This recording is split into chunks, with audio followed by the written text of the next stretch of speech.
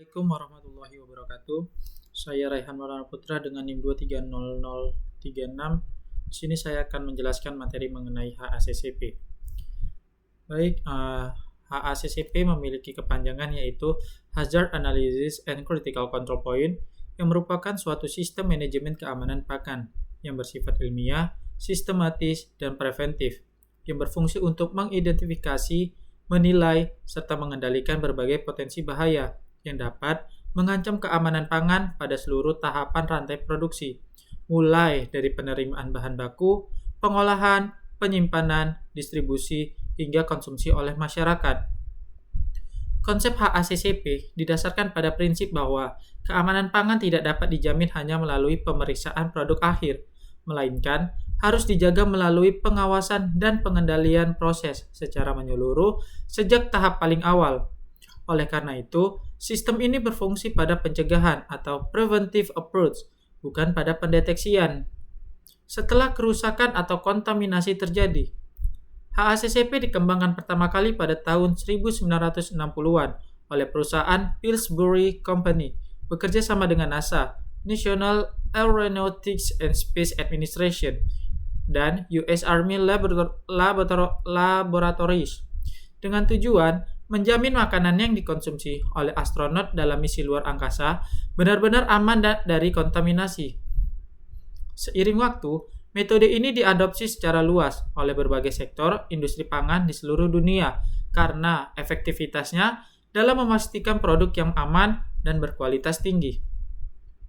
Secara konseptual, HACCP beroperasi dengan cara mengidentifikasi titik-titik kendala kritis atau critical control points, yaitu tahapan dalam proses produksi, di mana pengendalian tertentu dapat diterapkan untuk mencegah, menghilangkan, atau mengurangi bahaya hingga tingkat yang dapat diterima. Bahaya yang dianalisis dalam HACCP mencakup 3 kategori utama. Yang pertama, bahaya biologis seperti mikroorganisme patogen, misalnya Salmonella, E. coli, Listeria monocytogenes. Yang kedua ada bahaya kimia seperti residu pestisida, bahan tambahan pangan berlebihan, dan kontaminan logam berat. Yang ketiga ada bahaya fisik seperti serpihan logam, kaca, batu, atau benda asing lainnya yang dapat mencederai konsumen. Dalam praktiknya, penerapan HACCP membutuhkan komitmen manajemen, pelatihan karyawan, dokumentasi yang akurat, serta proses verifikasi dan validasi yang berkesinambungan untuk memastikan efektivitas sistem. HACCP tidak dapat berdiri sendiri, tetapi harus ditopang oleh penerapan Good Manufacturing Practice atau GMP dan Sanitation Standard Operating Procedures atau SSOP sebagai prasyarat dasar. HACCP juga telah menjadi standar internasional yang diakui oleh Codex Alimentarius Commission dan diadopsi oleh berbagai regulasi nasional maupun internasional seperti ISO 22000 tahun 2018. Penerapan HACCP kini merupakan persyaratan wajib bagi industri pangan yang ingin menembus pasar ekspor atau mendapatkan sertifikat keamanan pangan dari lembaga resmi seperti BPOM, Badan Pengawas Obat dan Makanan di Indonesia. Dengan demikian, secara komprehensif dapat disimpulkan bahwa HACCP adalah sistem manajemen keamanan pangan berbasis pencegahan yang mengintegrasi analisis risiko, pengendalian proses, serta manajemen mutu untuk menjamin bahwa setiap produk pangan yang dihasilkan aman, layak konsumsi, dan memenuhi standar kesehatan masyarakat. Melalui penerapan HACCP, perusahaan tidak hanya melindungi konsumen dari bahaya pangan, tetapi juga memperkuat reputasi, efisiensi operasional, serta keberlanjutan usaha dalam jangka panjang. Adapun tujuan dari HACCP, yaitu penerapan sistem Hazard Analysis and Critical Control Point, memiliki tujuan utama untuk mencegah terjadinya bahan pada produk pangan melalui pendekatan yang ilmiah, sistematis, dan berbasis risiko, sehingga keamanan pangan dapat terjamin secara berkelanjutan. Sistem ini dirancang agar setiap potensi bahaya dapat diidentifikasikan, dianalisis, dan dikendalikan sebelum produk sampai ke konsumen, bukan setelah terjadinya kontaminasi. Namun, dalam konteks yang lebih luas, HACCP tidak hanya sekedar alat teknis untuk menjamin keamanan pangan, melainkan juga menjadi kerangka strategis dalam tata kelola modern yang mendukung aspek ekonomi, sosial, kesehatan masyarakat, hingga diplomasi perdagangan internasional. Dengan kata lain, HACCP memiliki tujuan multidimensional yang mencakup tujuan preventif, produktif, regulatif, sosial, dan strategis. Tujuan-tujuan dari HACCP yang pertama adalah menjamin keamanan pangan secara preventif. Tujuan mendasar HACCP adalah melindungi konsumen dari bahaya pangan yang dapat membahayakan kesehatan atau keselamatan. Melalui prinsip-prinsip HACCP, setiap proses produksi pangan diawasi secara ketat, mulai dari pemilihan bahan baku hingga distribusi. Sistem ini menitikberatkan pada pendekatan preventif, yang artinya pencegahan bahaya dilakukan sebelum terjadinya masalah, bukan setelah ditemukan kerusakan pada produk akhir. Dengan demikian, HACCP mampu mengurangi resiko terjadinya penyakit akibat makanan atau foodborne disease yang disebabkan oleh bakteri patogen, residu kimia, atau kontaminan fisik. Pendekatan preventif ini jauh lebih efektif dibandingkan metode tradisional yang hanya mengandalkan inspeksi visual atau pengujian laboratorium setelah produk jadi. Karena itu, penerapan HACCP menjadi bentuk komitmen industri pangan terhadap tanggung jawab moral dan sosial untuk melindungi kesehatan masyarakat. Tujuan selanjutnya yaitu mengendalikan proses produksi secara efisien dan sistematis. Tujuannya dengan menciptakan pengandalian proses yang efisien, struktur, dan terdokumentasi dengan baik. Melalui identifikasi critical control points, perusahaan dapat mengetahui titik krusial di mana tindakan pengendalian harus dilakukan untuk mencegah bahaya. Sistem ini membantu perusahaan mengoptimalkan penggunaan sumber daya, meminimalkan pemborosan, dan mencegah kesalahan berulang dalam produksi. Dengan demikian, HACCP berperan penting dalam peningkatan produktivitas, konsistensi kualitas, dan efektivitas biaya operasional. Selain itu, penerapan HACCP juga membantu memperkuat integrasi antar bagian dalam organisasi, seperti produksi, pengawasan mutu, dan distribusi, karena semua pihak terlibat dalam sistem keamanan pangan yang sama. Tujuan selanjutnya yaitu memenuhi persyaratan regulasi nasional dan internasional.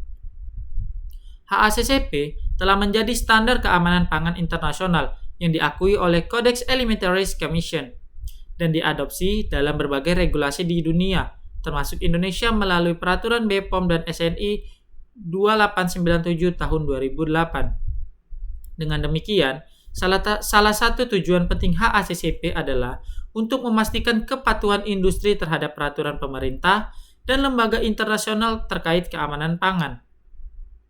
Kepatuhan ini tidak hanya melindungi konsumen dalam negeri, tetapi juga mendukung kemampuan ekspor produk pangan Indonesia ke pasar global.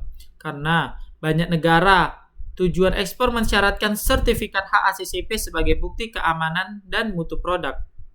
Selain itu, penerapan HACCP sejalan dengan prinsip Good Manufacturing Practice atau GMP dan Sanitation Standard Operating Procedures atau SSUP yang menjadi dasar dalam implementasi sistem manajemen keamanan pangan modern seperti ISO 22000 tahun 2018. Tujuan selanjutnya yaitu meningkatkan kepercayaan dan kepuasan konsumen. Dalam era globalisasi dan keterbukaan informasi, konsumen semakin selektif terhadap produk yang mereka konsumsi. Penerapan HACCP berfungsi sebagai jaminan keamanan dan transparansi proses produksi, sehingga dapat meningkatkan kepercayaan konsumen terhadap merek dan produsen.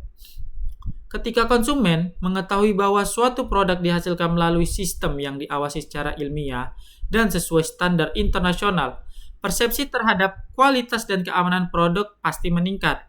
Hal ini pada gilirannya memperkuat citra positif perusahaan, meningkatkan loyalitas konsumen, serta membuka peluang penetrasi pasar baru. Tujuan selanjutnya yaitu meningkatkan daya saing dan keberlanjutan industri pangan. Dalam konteks industri, HACCP bukan hanya alat pengawasan, tetapi juga strategi kompetitif. Penerapan HACCP memungkinkan perusahaan untuk memproduksi secara konsisten, efisien, dan aman, yang menjadi nilai tambah di pasar domestik maupun internasional. Selain itu, sistem ini mendorong keberlanjutan karena mengurangi limbah produksi, meminimalkan risiko penarikan produk atau product recall, dan memperpanjang umur simpan produk melalui proses yang lebih higienis dan terkendali. Dari perspektif ekonomi makro, implementasi HACCP juga memperkuat ketahanan pangan nasional, mendukung industri kecil dan menengah agar mampu bersaing, serta mempercepat pertumbuhan sektor agroindustri. Tujuan selanjutnya yaitu melindungi kesehatan masyarakat dan lingkungan. Salah satu tujuan paling fundamental dari HACCP yaitu perlindungan terhadap kesehatan masyarakat dengan menekan risiko kontaminan pangan. Sistem ini berkontribusi terhadap penurunan angka kejadian penyakit bawaan pangan atau foodborne illness dan meningkatkan kualitas hidup masyarakat.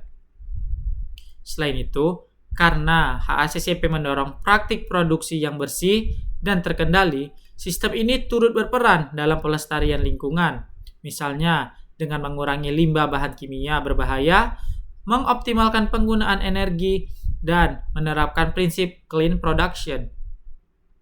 Tujuan terakhir yaitu menumbuhkan budaya keamanan pangan atau food safety culture. HACCP juga memiliki tujuan jangka panjang dalam membentuk budaya organisasi yang berorientasi pada keamanan pangan.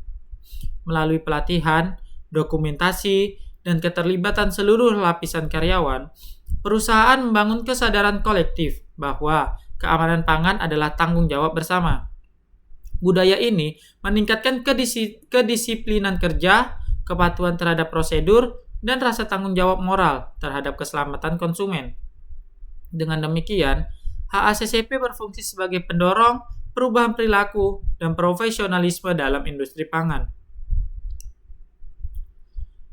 Penerapan Hazard Analysis and Critical Control Point memberikan berbagai manfaat yang sangat signifikan, baik dari aspek keamanan pangan, efisiensi produksi, ekonomi, maupun sosial.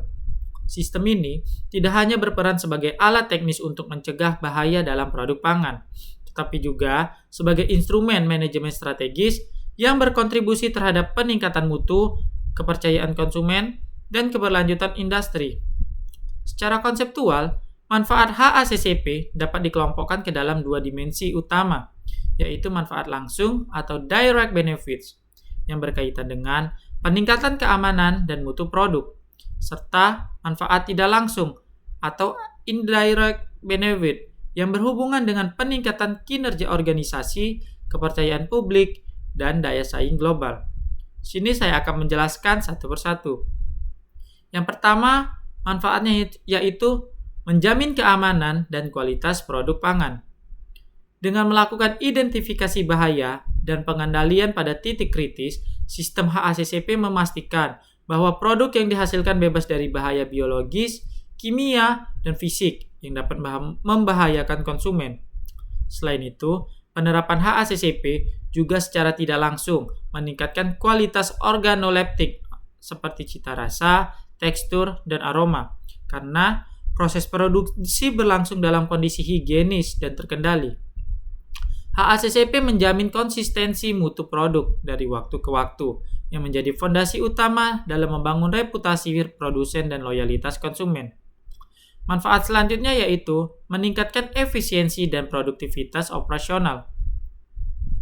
Setiap potensi bahaya yang diidentifikasi dalam proses analisis menyebabkan perusahaan meninjau ulang prosedur kerja, alur produksi, serta penggunaan bahan dan energi. Hal ini mendorong terjadinya optimalisasi sumber daya, pengurangan pemborosan, serta peningkatan produktivitas. Selain itu, karena HACCP berorientasi pada pencegahan, biaya yang dikeluarkan akibat produk rusak, penarikan kembali produk, atau kerugian reputasi dapat ditekankan secara signifikan. Dengan demikian, sistem ini tidak hanya melindungi konsumen, tetapi juga memberikan efisiensi ekonomi bagi perusahaan sendiri. Manfaat selanjutnya yaitu meningkatkan kepercayaan konsumen dan reputasi perusahaan. Dalam konteks pasar modern yang semakin transparan ini, konsumen menaruh perhatian besar terhadap keamanan dan asal-usul pangan. Perusahaan yang menerapkan HACCP secara konsisten menunjukkan komitmen moral dan profesional terhadap keselamatan konsumen. Hal ini dapat memperkuat citra positif perusahaan, meningkatkan kepercayaan publik, serta menjadi alat promosi yang efektif karena produk dianggap lebih aman, higienis, dan dapat dipercaya. Kepercayaan konsumen yang meningkat berkontribusi pada loyalitas pelanggan jangka panjang, memperluas pangsa pasar, dan meningkatkan daya saing di pasar domestik maupun global. Manfaat selanjutnya yaitu memenuhi standar, regulasi, dan persyaratan ekspor. Banyak negara maju mensyaratkan bahwa setiap produk pangan yang masuk ke pasar mereka harus diproduksi di bawah sistem HACCP atau Sistem Keamanan Pangan yang Setara.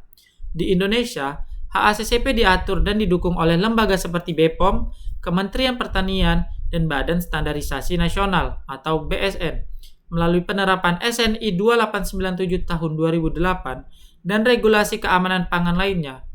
Dengan demikian, perusahaan yang menerapkan HACCP lebih mudah memperoleh izin edar, sertifikasi keamanan, dan akses pasar ekspor. Selain memudahkan perdagangan lintas negara, kepatuhan terhadap HACCP juga mengurangi resiko hukum, karena perusahaan dapat membuktikan bahwa seluruh proses produksi dilakukan sesuai dengan standar internasional. Manfaat selanjutnya yaitu mengurangi risiko ekonomi dan kerugian produksi. HACCP mendorong penerapan sistem pencegahan bahaya yang efektif, sehingga potensi kerugian akibat kontaminasi, kecelakaan, atau kerusakan produk dapat diminimalkan. Dengan pengawasan ketat di setiap titik kendala kritis, perusahaan dapat mendeteksi penyimpangan lebih awal, melakukan tindakan korektif segera, dan mencegah penyebaran masalah ke seluruh rantai produksi. Secara finansial, ini dapat memberikan manfaat berupa penurunan biaya produksi, penghematan bahan baku, dan stabilitas keuntungan. Selain itu, perusahaan juga dapat menghindari biaya tinggi akibat penarikan produk dan kerugian reputasi yang mungkin timbul akibat produk yang tidak aman beredar di pasar. Manfaat selanjutnya yaitu mendorong budaya keamanan dan profesionalisme karyawan. Penerapan HACCP tidak hanya mempengaruhi sistem teknis, tetapi juga dapat mendorong perubahan budaya organisasi sendiri. Melalui pelatihan rutin dan dokumentasi sistematis, karyawan di setiap level belajar untuk bertanggung jawab terhadap keamanan pangan, memahami pentingnya kebersihan, serta disiplin dalam menjalankan prosedur standar operasional.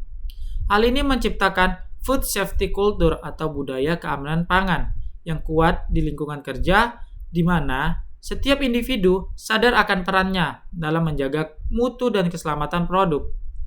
Budaya ini dapat meningkatkan profesionalisme, komunikasi internal, dan semangat kerja kolektif, yang pada akhirnya memperkuat daya saing organisasi. Manfaat selanjutnya yaitu meningkatkan daya saing dan keberlanjutan industri. HACCP berfungsi sebagai alat strategis untuk meningkatkan daya saing industri pangan, terutama dalam menghadapi tuntutan pasar global yang menuntut standar tinggi dalam mutu dan keamanan produk. Perusahaan yang menerapkan HACCP tidak hanya memenuhi regulasi, tetapi juga mendapat keunggulan kompetitif atau competitive advantage karena dapat mampu menunjukkan transparansi, tanggung jawab, dan kualitas berkelanjutan. Selain itu, HACCP berkontribusi pada berkelanjutan industri pangan dengan mengurangi limbah, memperpanjang umur simpan produk, serta mengoptimalkan sumber daya. Dengan demikian, HACCP menjadi salah satu elemen penting dalam mendukung agenda pembangunan berkelanjutan atau Sustainable Development Goals, khususnya pada aspek ketahanan pangan dan kesehatan yang baik. Manfaat selanjutnya yaitu meningkatkan hubungan dengan pihak eksternal. Perusahaan yang telah menerapkan HACCP secara konsisten memiliki hubungan yang lebih baik dengan pemerintah, lembaga sertifikasi, konsumen, serta mitra bisnis. Hal ini karena penerapan sistem yang transparan dan terdokumentasi memberikan keyakinan kepada semua pihak bahwa proses produksi berjalan sesuai standar yang diakui secara global. Keuntungan ini dapat menciptakan iklim kepercayaan dan kolaborasi yang kuat antara produsen, distributor, regulator, dan masyarakat yang mendukung pengembangan industri pangan yang sehat dan kompetitif. Jadi, secara menyeluruh, manfaat HACCP mencakup aspek keamanan, efisiensi, ekonomi, sosial, dan keberlanjutan. Sistem ini bukan hanya sekedar alat teknis untuk mendeteksi bahaya, tetapi juga merupakan kerangka manajemen risiko yang komprehensif yang menyatukan prinsip ilmiah, tanggung jawab, etika, dan efisiensi industri. Melalui penerapan HACCP, perusahaan pangan dapat menjamin keamanan dan mutu produk secara konsisten, meningkatkan efisiensi operasional dan menekan kerugian, membangun kepercayaan konsumen dan reputasi positif, memenuhi standar hukum dan pasar global, serta menciptakan budaya organisasi yang berorientasi pada keamanan dan keberlanjutan.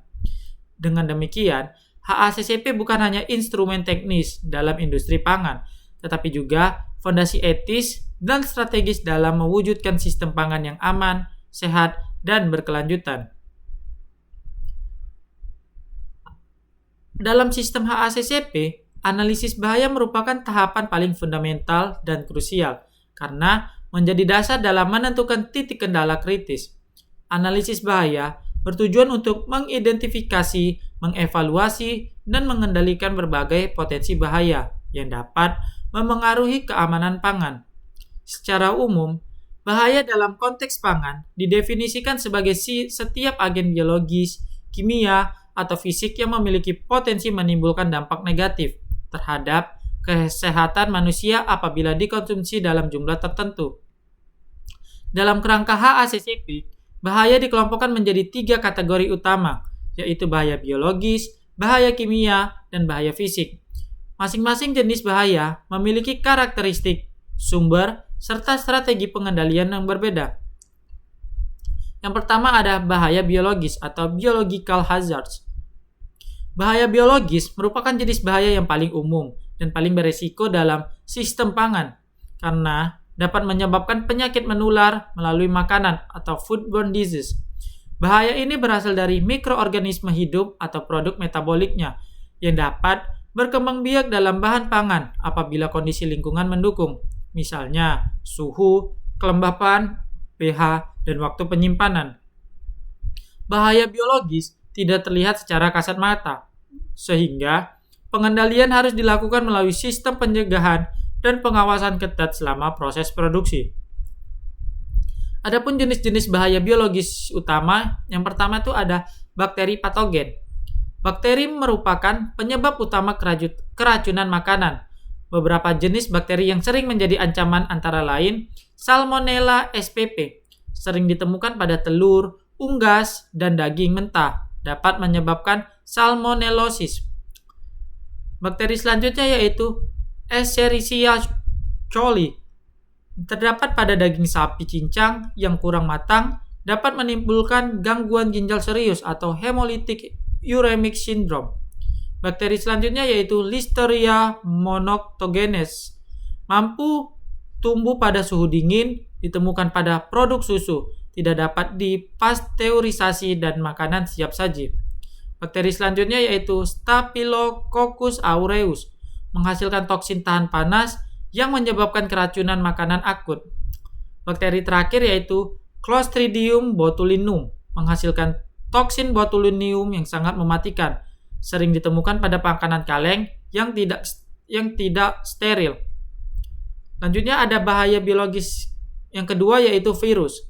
Virus tidak dapat berkembang biak di luar sel inang, tetapi dapat menyebabkan wabah penyakit yang luas. Contoh virus yang sering dikaitkan dengan makanan yaitu hepatitis A virus, menyebar melalui makanan atau air yang terkontaminasi fases.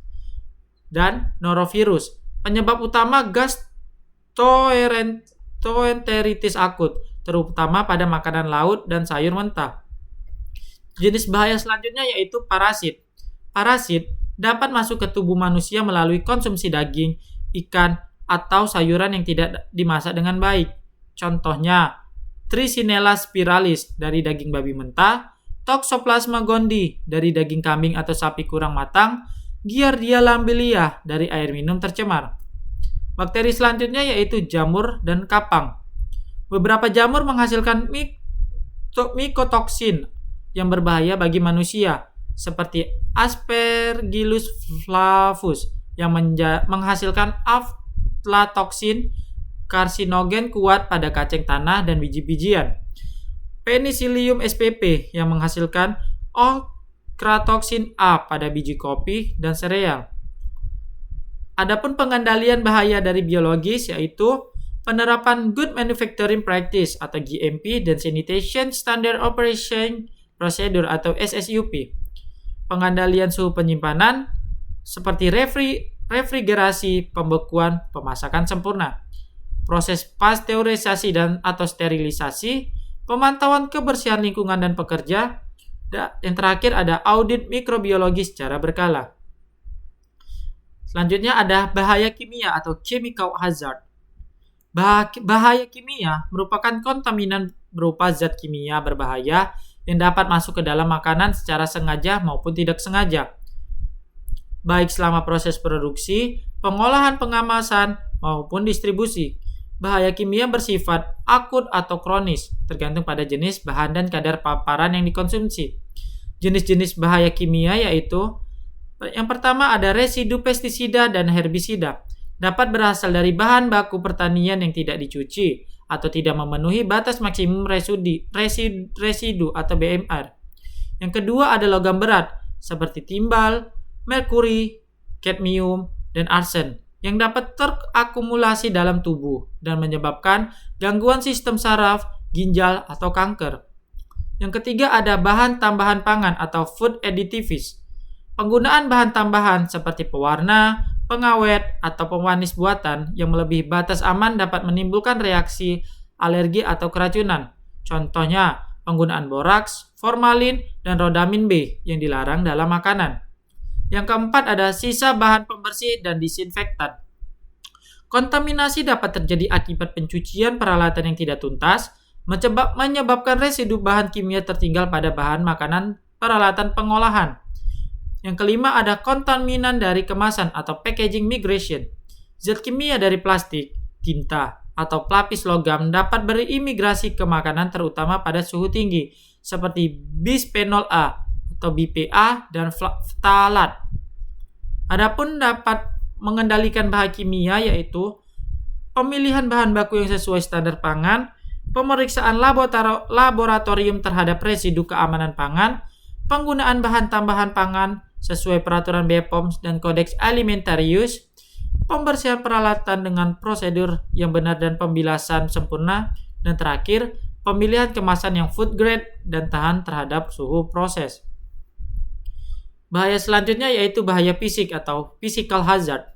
Bahaya fisik adalah kontaminasi yang berasal dari benda padat asing yang tidak seharusnya terdapat dalam makanan dan dapat menyebabkan luka atau gangguan fisik saat dikonsumsi.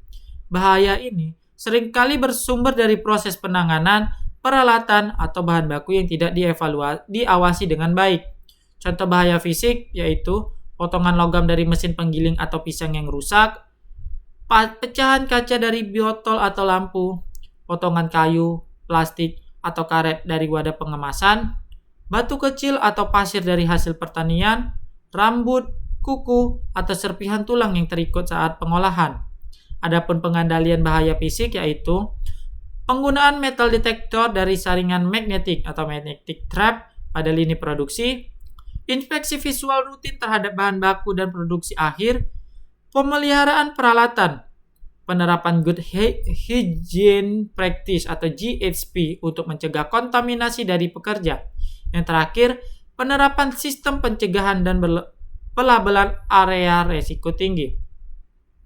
Ketiga jenis bahaya ini seperti biologi, kimia, dan fisik seringkali berhubungan dan dapat terjadi secara bersamaan. Misalnya, penanganan bahan baku yang tidak higienis dari bahaya biologis dapat mempercepat reaksi kimia tertentu, sementara kerusakan peralatan akibat korosi dapat menghasilkan serpihan logam. Oleh karena itu, HACCP menekankan pendekatan integratif dan preventif agar seluruh potensi bahaya dikendalikan secara menyeluruh. Adapun prinsip-prinsip dari HACCP yaitu didasarkan pada 7 prinsip utama yang dikembangkan oleh National Advisory Committee on Microbiological Criteria for Foods atau NACMHF dan diadopsi oleh lembaga internasional seperti FAO, Food and Agriculture Organization, WHO, World Health Organization, dan Codex Alimentarius Commission. Ketujuh prinsip ini merupakan rangkaian langkah sistematif dan logis yang digunakan untuk mengidentifikasi, menilai, dan mengendalikan bahaya yang berpotensi mengancam keamanan pangan. Prinsip-prinsip ini saling berkaitan dan membentuk rangka kerja terpadu yang menjadi dasar penerapan sistem HACCP secara efektif di berbagai sektor industri pangan. Prinsip pertama yaitu melakukan analisis bahaya. Langkah pertama dalam penerapan HACCP adalah melakukan analisis bahaya secara menyeluruh terhadap seluruh tahapan proses produksi pangan. Analisis ini bertujuan untuk mengidentifikasi bahaya potensial seperti biologis, kimia, maupun fisik yang dapat muncul pada setiap tahap, mulai dari penerimaan bahan baku, penyimpanan, pengolahan, pengemasan, hingga distribusi ke konsumen. Setelah identifikasi, dilakukan penilaian tingkat risiko berdasarkan dua aspek utama. Aspek pertama yaitu tingkat keparahan dari dampak bahaya terhadap kesehatan manusia. Aspek kedua yaitu kemungkinan terjadinya bahaya tersebut. Hasil analisis ini digunakan untuk menentukan prioritas pengendalian dan menyusun rencana tindakan preventif. Contohnya yaitu dalam proses pembuatan susu pasteurisasi, potensi bahaya biologis seperti Listeria monocytogenes harus dianalisis karena dapat bertahan pada suhu rendah dan menyebabkan infeksi serius. Prinsip kedua yaitu menentukan titik kendala kritis atau critical control points.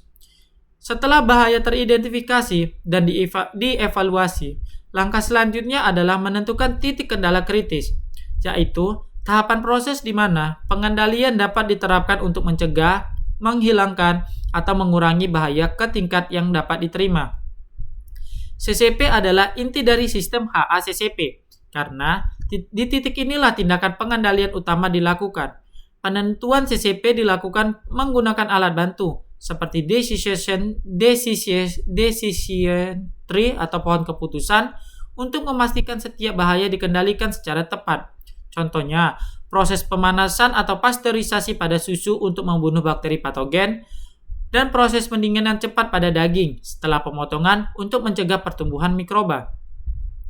Prinsip ketiga yaitu menetapkan batas kritis atau critical limits.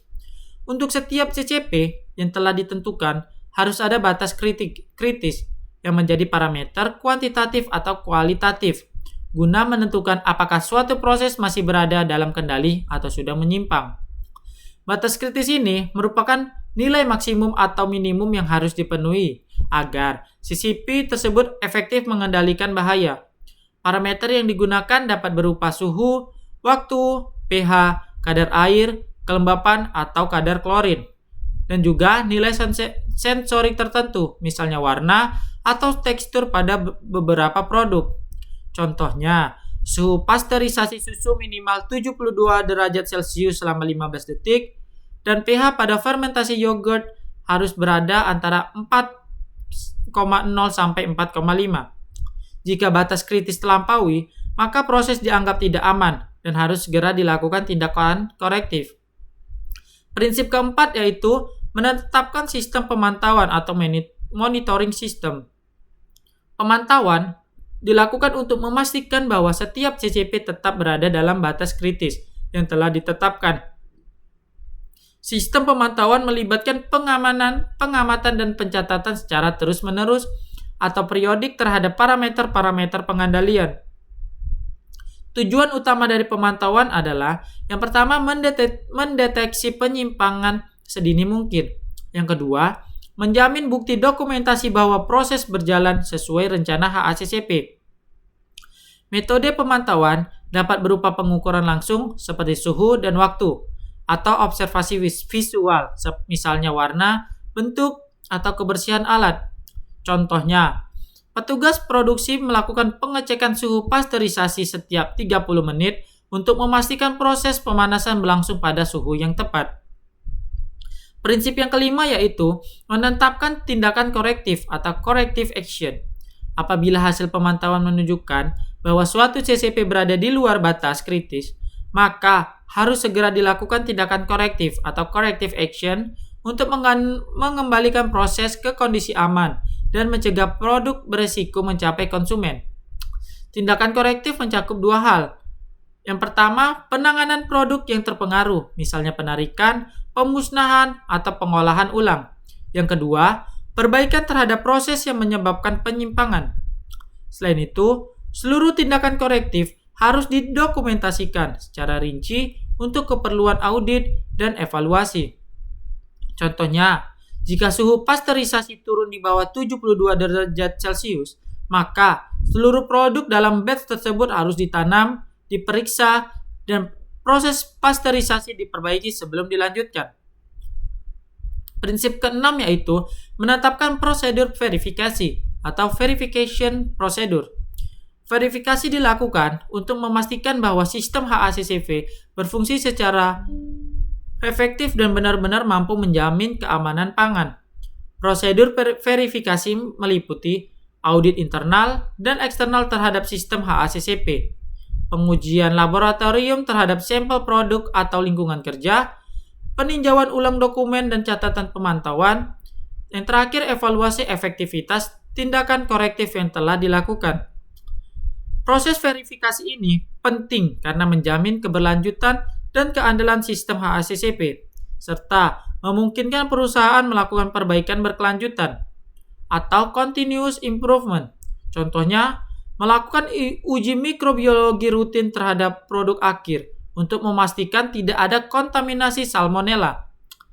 Dan prinsip terakhir yaitu menetapkan sistem dokumentasi dan rekaman atau documentation and record keeping. Dokumentasi merupakan elemen vital dalam implementasi HACCP karena berfungsi sebagai bukti objektif bahwa seluruh kegiatan pengendalian telah dilaksanakan sesuai standar. Jenis dokumen yang harus disimpan antara lain hasil analisis bahaya dan penentuan CCP, catatan penentuan dan hasil verifikasi, tindakan korektif dan hasil evaluasi, dan prosedur kerja dan instruksi operasional. Pencatatan yang baik membantu perusahaan membuktikan kepatuhan terhadap regulasi, memudahkan audit eksternal, serta menjadi dasar untuk meningkatkan sistem keamanan pangan. Contohnya, setiap proses pemanasan, pendinginan, dan sanitasi dicatat dalam logbook harian yang disahkan oleh penanggung jawab keamanan pangan. Adapun tahapan-tahapan dari HACCP yaitu penerapan sistem hazard analysis and critical control point tidak dapat dilakukan secara instan, melainkan harus mengikuti serangkaian tahapan sistematis yang saling berkaitan dan berurutan. Setiap tahapan dirancang untuk memastikan bahwa proses identifikasi, pengendalian, dan evaluasi bahaya pangan berjalan secara ilmiah, terukur, dan efektif. Tahapan-tahapan HACCP ini juga menjadi panduan bagi perusahaan untuk menyusun, mengimplementasikan, dan memelihara sistem keamanan pangan yang berkelanjutan. Berdasarkan pedoman Codex Alimentarius Commission, terdapat 12 tahapan penerapan HACCP yang mencakup 5 tahap persiapan awal dan 7 prinsip utama HACCP. Baik, di sini saya akan menjelaskan yaitu tahapan persiapan awal yang terdiri dari 12. Tahapan ini merupakan fondasi utama sebelum sistem HACCP diterapkan secara penuh. Tujuannya adalah memastikan bahwa seluruh informasi, sumber daya, dan kondisi operasional sudah siap mendukung analisis bahaya secara menyeluruh. Yang pertama ada pembentukan tim HACCP atau Assemble the HACCP Team. Dalam tahap pertama adalah membentuk tim HACCP yang kompeten terdiri dari personal dari berbagai departemen seperti produksi, mutu, teknis, sanitasi, laboratorium, dan manajemen. Tim ini harus memiliki keahlian multidisiplin, mencakup bidang mikrobiologi, kimia pangan, teknologi pangan, teknik industri, serta standar keamanan pangan. Bila perlu, perusahaan dapat melibatkan konsultan eksternal atau ahli keamanan pangan sebagai penasehat. Peran utama tim HACCP adalah menyusun dan mengimplementasikan rencana HACCP, mengidentifikasi potensi bahaya pada setiap tahap proses, menetapkan titik kendali kritis dari batas-batas kritis, melakukan pemantauan, verifikasi, serta tindakan korektif. Contohnya, sebuah pabrik olahan susu membentuk tim HACCP yang terdiri dari kepala produksi, petugas quality control, teknisi mesin pasteurisasi, ahli mikrobiologi, dan kepala laboratorium. Selanjutnya ada yang kedua yaitu mendeskripsikan produk atau describe the product. Tahap ini bertujuan untuk memberikan gambaran lengkap mengenai karakteristik produk yang akan dianalisis. Informasi yang disusun meliputi yang pertama yaitu komposisi bahan baku tambahan, proses pengolahan seperti pemanasan, fermentasi, pengeringan, dan sebagainya, sifat fisik, kimia, dan mikrobiologis produk, jenis keamanan, masa simpan, serta kondisi penyimpanan dan distribusi, dan yang terakhir, metode penggunaan produk oleh konsumen. Deskripsi produk yang jelas membantu tim HACCP memahami potensi bahaya yang mungkin muncul berdasarkan sifat dan cara penanganannya. Contohnya yaitu produk susu pasteurisasi memiliki kadar air tinggi, pH sekitar 6,8 dan sensitif terhadap suhu, sehingga rentan terhadap pertumbuhan bakteri Listeria monocytogenes bila tidak disimpan di bawah 4 derajat Celcius.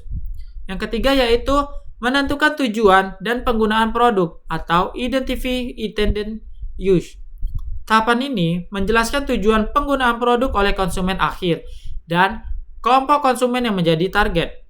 Tujuan ini penting karena tingkat resiko bahaya dapat berbeda tergantung pada siapa yang mengkonsumsi produk.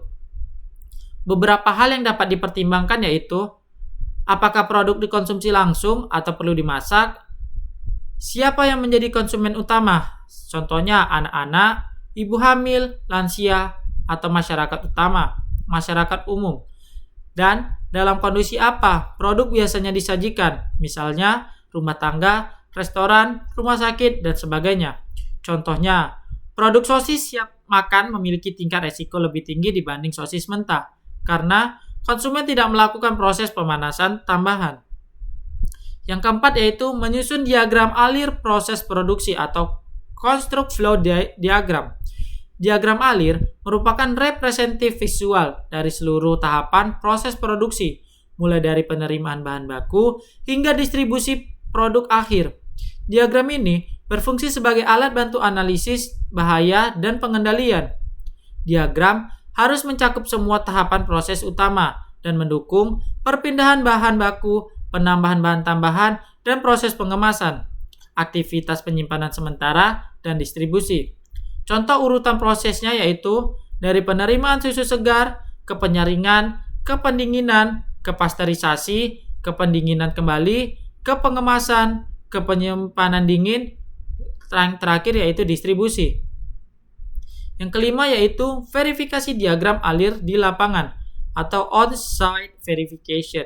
Setelah diagram alir disusun, tim HACCP harus melakukan verifikasi langsung di lapangan untuk memastikan bahwa diagram sesuai dengan kondisi aktual di fasilitas produksi. Langkah ini penting untuk memastikan tidak ada tahapan yang terlewat, menyesuaikan urutan proses yang berbeda antara teori dan praktik, dan menjamin akurasi data sebelum melanjutkan ke tahap analisis bahaya. Contohnya, dalam proses pembuatan yogurt, tim menemukan bahwa tahap pendingin dilakukan 2 kali, bukan 1 kali, seperti dalam diagram awal, sehingga diagram perlu direvisi. Kemudian ada 7 prinsip utama dari HACCP atau Main Principles. Setelah tahap persiapan selesai, langkah selanjutnya adalah menerapkan 7 prinsip utama HACCP yang sudah dijelaskan sebelumnya. Namun, dalam konteks tahapan implementasi, Praktisnya, prinsip-prinsip ini disusun secara berurutan seperti ini. Yang pertama yaitu melakukan analisis bahaya atau Conduct Hazard Analysis. Tim HACCP mengidentifikasi potensi bahaya biologis, kimia, dan fisik pada setiap tahap dalam diagram alir. Kemudian, menilai tingkat risiko berdasarkan kemungkinan terjadinya dan tingkat keparahannya. Hasil analisis ini digunakan untuk menetapkan langkah-langkah pencegahan yang efektif di titik-titik tertentu. Contohnya, penentuan risiko salmonella pada tahap penanganan bahan baku daging ayam mentah. Selanjutnya yaitu menentukan titik kendala kritis atau determinants CCPs. Berdasarkan hasil analisis bahaya, tim menentukan CCP, yaitu titik di mana tindakan pengendalian harus diterapkan untuk mencegah mengurangi resiko bahaya ke tingkat aman. Contohnya, proses pemasakan pada suhu 75 derajat Celcius menjadikan CCP untuk memastikan bakteri patogen mati.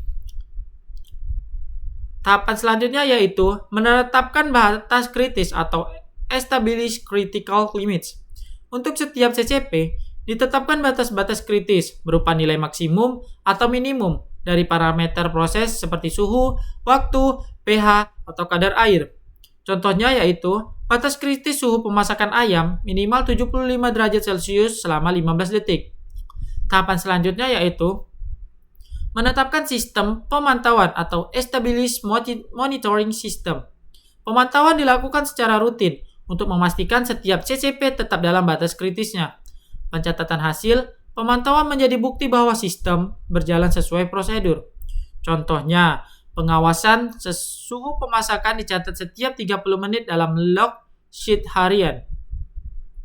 Tahapan selanjutnya yaitu menetapkan tindakan korektif atau Establish Corrective Action. Jika terjadi penyimpangan dari batas kritis, tindakan korektif segera dilakukan untuk mengembalikan proses ke kondisi aman dan mencegah produk berisiko mencapai konsumen. Contohnya yaitu produk dari batch yang tidak mencapai suhu pemasakan dibuang atau dimasak ulang. Tahapan selanjutnya yaitu menetapkan prosedur verifikasi atau Establish Verification Procedure. Verifikasi bertujuan memastikan sistem HACCP berfungsi, efektif, dan sesuai rencana. Kegiatan ini meliputi audit internal, pengujian laboratorium, serta peninjauan dokumen. Contohnya, melakukan uji mikrobiologi rutin pada produk akhir untuk memastikan tidak ada kontaminasi patogen. Tahapan terakhir yaitu menerapkan sistem dokumentasi dan pencatatan atau Established Documentation and Record Keeping. Dokumentasi berfungsi sebagai bukti penerapan HACCP dan bahan evaluasi untuk peningkatan berkelanjutan. Semua hasil pemantauan, tindakan korektif, dan verifikasi harus dicatat dan disimpan dengan baik. Contohnya yaitu menyimpan laporan audit internal, hasil pengujian laboratorium, dan catatan suhu harian sebagai arsip HACCP. Jadi, 12 tahapan HACCP membentuk kerangka kerja terintegrasi yang memastikan setiap resiko keamanan pangan dapat diidentifikasi, dikendalikan, dan diverifikasi secara sistematis. Tahapan ini tidak hanya berfungsi untuk mencegah bahaya, tetapi juga menjadi alat manajerial dalam mencegah efisiensi, konsistensi mutu, dan kepatuhan terhadap regulasi nasional maupun internasional. Dengan melaksanakan seluruh tahapan secara disiplin, perusahaan pangan dapat membangun budaya keamanan pangan atau food safety culture yang kuat, menjamin kepercayaan konsumen, serta meningkatkan daya saing produk di pasar global. Selanjutnya ada dokumen dalam sistem HACCP. Dokumentasi merupakan elemen krusial dalam sistem HACCP karena berfungsi sebagai bukti tertulis yang menunjukkan bahwa seluruh kegiatan pengendalian keamanan pangan telah direncanakan, diterapkan, dipantau, dan dievaluasi secara sistematis serta konsisten. Dokumen HACCP tidak hanya sekedar arsip administratif, tetapi juga berperan sebagai alat komunikasi, instrumen evaluasi, serta sarana pembuktian kepatuhan terhadap standar keamanan pangan, baik di tingkat nasional maupun internasional. Dengan dokumentasi yang lengkap dan terkelola dengan baik, perusahaan dapat menunjukkan transparansi, akuntabilitas, dan komitmen terhadap keamanan produk. Secara umum, dokumen HACCP berfungsi untuk yang pertama yaitu mendukung pelaksanaan sistem HACCP melalui pedoman tertulis yang terjelas. Yang kedua, menjadi bukti penerapan sistem saat dilakukan audit internal maupun eksternal. Yang ketiga, membantu proses verifikasi dan validasi sistem keamanan pangan. Yang keempat, memastikan keberlanjutan sistem HACCP dengan menyediakan data historis dan hasil pengendalian untuk evaluasi berkelanjutan. Yang terakhir, menunjukkan kesesuaian dengan persyaratan hukum dan standar internasional seperti Codex Alimentarius, ISO 22000, dan regulasi BPOM. Di sini saya akan menjelaskan jenis-jenis dokumen dalam sistem HACCP. Secara garis besar, dokumen HACCP dibagi menjadi dua kategori utama, yaitu dokumen perencanaan dan dokumen pelaksana serta pencatatan. Keduanya saling melengkapi untuk memastikan sistem HACCP dapat diterapkan secara efektif dan dapat diaudit kapanpun diperlukan. Di sini saya akan menjelaskan yaitu dokumen perencanaan HACCP. Dokumen ini berisi informasi dasar dan rancangan sistem HACCP sebelum diterapkan di lapangan. Fungsinya adalah memberikan arahan dan pedoman bagi seluruh anggota tim HACCP dalam mengelola sistem keamanan pangan. Beberapa jenis dokumen perencanaan meliputi kebijakan dan komitmen keamanan pangan yang berisikan pernyataan tertulis dari manajemen puncak mengenai komitmen perusahaan untuk menjamin keamanan pangan. Dokumen ini mencerminkan tanggung jawab moral dan hukum perusahaan dalam menerapkan HACCP secara konsisten. Contohnya, manajemen berkomitmen untuk menerapkan sistem HACCP sesuai dengan prinsip-prinsip Codex Alimentarius dan memastikan seluruh karyawan memahami serta melaksanakannya dan dengan penuh tanggung jawab. Selanjutnya yaitu jenis dokumennya yaitu profil dan deskripsi produk.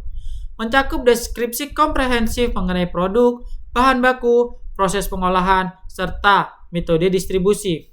Informasi ini penting sebagai dasar analisis bahaya. Isi utama dokumen ini yaitu komposisi bahan baku dan bahan tambahan, sifat fisik, kimia, dan mikrobiologi produk, jenis keamanan, kondisi penyimpanan, serta umur simpan. Yang terakhir yaitu target konsumen dan cara penggunaan produk. Selanjutnya yaitu jenis dokumennya diagram alir proses produksi atau flow diagram. Berfungsi menggambarkan urutan tahapan proses secara visual dari penerimaan bahan hingga distribusi produk akhir. Diagram ini menjadi acuan utama dalam analisis bahaya. Jenis selanjutnya yaitu rencana HACCP atau HACCP Plan. Merupakan dokumen inti dalam sistem HACCP yang memuat semua hasil analisis bahaya dan pengendaliannya. Rencana HACCP biasanya mencakup daftar bahaya potensial, titik kendala kritis yang diidentifikasi, batas-batas kritis yang telah ditetapkan, prosedur pemantauan dan tindakan korektif, dan metode verifikasi dan sistem pencatatan. Contohnya, rencana HACCP untuk produk ikan beku mencantumkan CCP pada tahap pembekuan dengan batas kritis suhu kurang lebih minus 8 derajat Celcius. Yang kedua ada dokumen pelaksanaan dan pencatatan. Dokumen jenis ini disusun selama proses implementasi HACCP berlangsung dan digunakan untuk merekam hasil pemantauan, tindakan korektif, serta hasil verifikasi. Dokumen ini berfungsi sebagai bukti nyata penerapan sistem di lapangan. Beberapa jenisnya meliputi, yang pertama ada formulir pemantauan CCP digunakan untuk mencatat hasil pemantauan di setiap titik kendala kritis. Isi formulir biasanya meliputi tanggal, waktu, parameter yang diukur, hasil pengukuran, nama petugas, serta tanda tangan verifikasi supervisor. Contohnya yaitu form pemantauan suhu pasteurisasi suhu yang diisi setiap 30 menit untuk memastikan suhu tetap lebih dari 72 derajat Celcius. Yang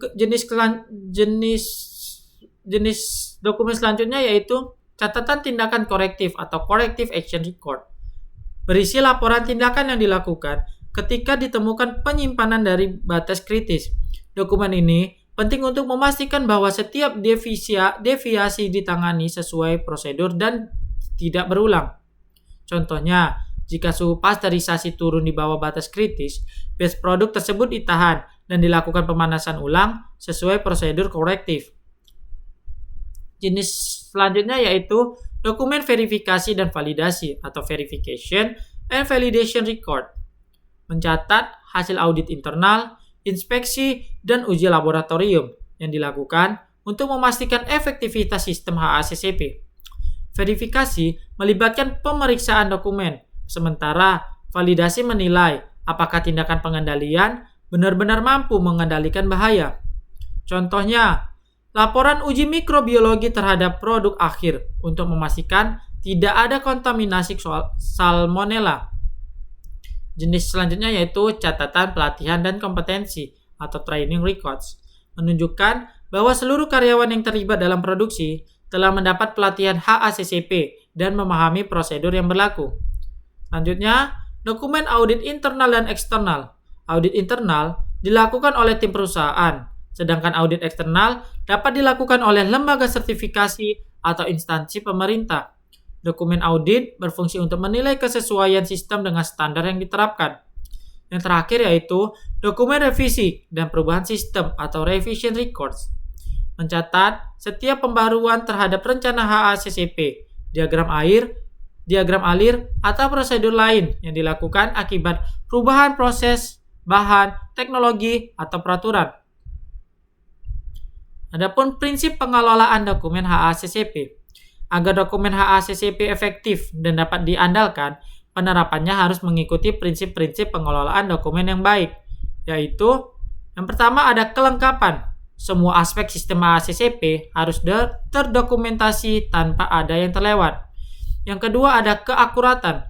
Informasi yang dicatat harus sesuai dengan kondisi aktual di lapangan. Yang ketiga, keterlacakan. Setiap dokumen harus dapat ditelusuri kembali dengan mudah berdasarkan tanggal, produk, atau nomor batch. Yang keempat ada kerahasiaan. Dokumen HACCP harus disimpan secara aman untuk melindungi data perusahaan dan mencegah penyalahgunaan.